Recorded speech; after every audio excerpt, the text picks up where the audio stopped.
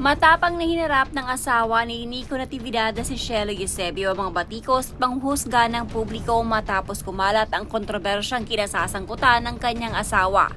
Sa isang mahabang pahayag sa social media, iginit ni Shelo na ito na umano ang una at huling pagkakataon na papatol siya sa mga kritiko na patuloy na komunikasyon sa kanyang desisyon na patawarin ng asawa. Ayon kay Shelo, hindi niya maintindihan kung bakit maraming tao ang tila labis na apektado sa desisyon niyang ayusin ang kanilang pagsasama. Giit niya, maliit na bagay lamang ang kanilang tunay na buhay ang nakikita ng publiko at wala umanong sapat na kaalaman ang mga netizen para husgahan ang kanilang relasyon. Dagdag pa niya, kung gugustuhin daw niyang iwan ang kanyang asawa ay kaya niya itong gawin. Ngunit hindi iyon ang pinili niyang landas. Ipinunto rin ni Shelo na matagal nang nangyari ang issue at nakapagpatuloy na sila sa kanilang buhay bilang pamilya. Ayon sa kanya, meron na silang pangalawang anak at mahigit 3 taon na ang lumipas mula nang mangyari ang insidente. Sa kabila ng sakit na kanyang naranasan, sinabi ni Shelo na hiningi na ng tawad ni Nico Natividad sa Diyos at sa kanilang pamilya at habang buhay umanitong pagbabayaran ng kanyang asawa.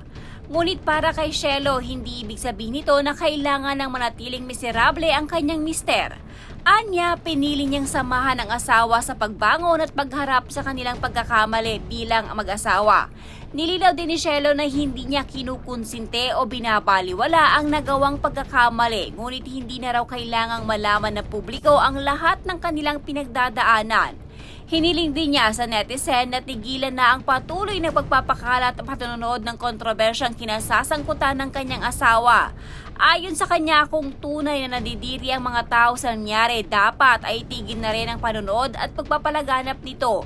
Sa huli, sinabi ni Shelo na patuloy nilang pinipili ang magpatuloy sa buhay sa tulong ng biyaya ng Diyos at umaasa siyang darating din ang ganap na paghilom ng sugat na iniwan ng kontrobersya. Binigyang din niya na hindi lamang siya ang babaeng nakaranas ng ganitong pagsubok sa relasyon at hindi rin siya ang nag-iisang piniling magpatawad. Para kay Shelo, ang kanyang pagpapatawad ay nagmumula sa pagmamahal niya sa kanyang asawa at sa pananalig niya sa Diyos. Una at huling beses napapatol ako sa mga pinagsasabi niyo. Una, bakit ba apektado kayo sa pagpapatawad ko sa asawa ko? Bakit ba kine-question niyo yung desisyon ko? Bakit kailangan yung desisyon niyo yung tama? Hindi kaduwagan yung pinili ko. Kayang-kaya ko umalis kung gugustuhin ko, pero hindi yon ang gusto ko. Bakit kailangan ko explain sa inyo kung bakit? Katulad ng sabi ko, katiting lang ng totoong buhay namin yung nakikita nyo. Wala kayong alam. Anong alam nyo? Ang manghusga at magduktok pa sa taong dapang-dapa na? Mag-sorry o hindi, may nasasabi kayo. Anong kasalanan sa inyo ng asawa ko? Kung di pa kumalat yan, di aamin. Yun na nga, di ba? Andyan na ang lakas ko kay Lord, di ba? Tinuruan ng leksyon in a hard way na kahit kayo enjoy naman kayo sa panonood. Ano pang gusto nyo? Sasabihin nyo na hindi ba ako nandidiri? Hindi ba ako nasusuka? Oo, sige. Dapat yan ang nararamdaman ko, pero nasa realidad ko ng buhay. Tapos na, matagal na. Nagkaanak na nga kami ulit ng pangalawa. Ano pang gagawin ko? 3 taon na ang nakalipas. Maglulupasay ako at papahirapan ko sarili ko sa bagay na hindi ko na kontrolado. Hiningi na ng tawad ni Nico sa Diyos at sa buong pamilya namin at habang buhay niya na yan babawiin at dadalhin. Pero hindi ibig sabihin kailangan maging miserable siya. Dahil andito ako, sasamahan ko siya. Kahit ipaliwanag sa inyo na isang beses lang yan, wala kayong papaniwalaan kundi sariling version nyo ng kwento nyo. Parang alam na alam nyo at kayo lang ang may tama. Hindi ko nino-normalize at binabaliwala yung ginawa ng asawa ko, pero hindi nyo na kailangan malaman ano yung pinagdadaanan namin.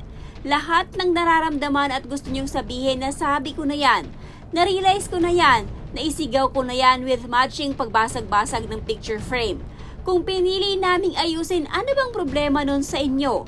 Let's be real here. Opinion nyo yan. Sige, di ko maaalis yan. Pero wala ba kayong puso para kimkimin nyo na lang sa sarili nyo yan? Pero sana itigil nyo na. Nandidiri kayo sa ginawa ng tao dahil may asawa pero kayo din mismo ang nanonood pa at nagpapakalat. Please stop. At hindi ako batugan, hindi nyo kilala. Para di kayo nababutter at gumagawa ng version nyo na porke di ako nangiwan ay wala na akong pera.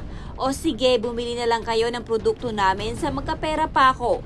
Sasabihin nyo di ako makaalis kahit nakadepende ako sa asawa ko?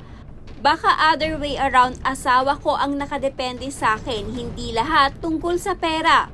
Huwag nyo nang pahirapan yung sitwasyon na hindi kayo kasali. Isipin nyo na ang gusto yung isipin, pero salinin nyo na lang at maging mabuti kayo sa kapwa nyo kahit nagkamali, lalo na at hindi naman sa inyo may kasalanan. I'm continuing our life and moving forward through the grace of God. Mahirap, hindi siya na madali, pero nasaktan man ako, maghihilom din and yun ang pagpapaniwalaan ko. Hindi lang ako ang babaeng nakaranas nito at hindi lang ako ang babaeng pinili na magpatawad.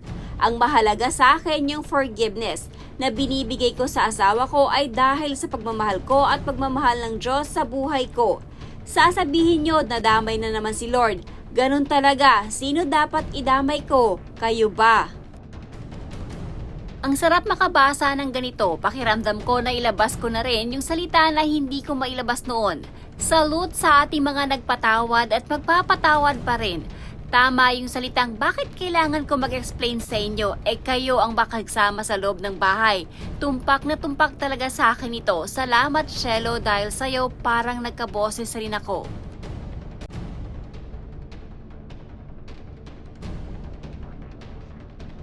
Nakaka-proud ang mga babaeng nagpapatawad kahit sobrang sakit ito sa kanila. Nakaka-proud na kinakaya niya ito lahat para sa pamilya at lalo na sa anak.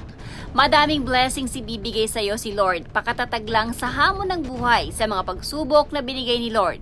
Walang perfect na tao at pamilya. Ang pinaka-perfect lang yung manging babaw ang pagmamahal at pagpapatawad sa isa't isa. Basta nakikita mo naman na talagang nagbabago na at pinapatunayan na talagang nagsisisi siya, bakit hindi? Tao lang tayo, Diyos nga nagpapatawad, tayo pa kaya? It took me 10 years giving my husband forgiveness, not just twice but many times. Thanks to God, hindi ako nagkamali at binigo ng desisyon ko. Hindi ka nag-iisa, Shelo.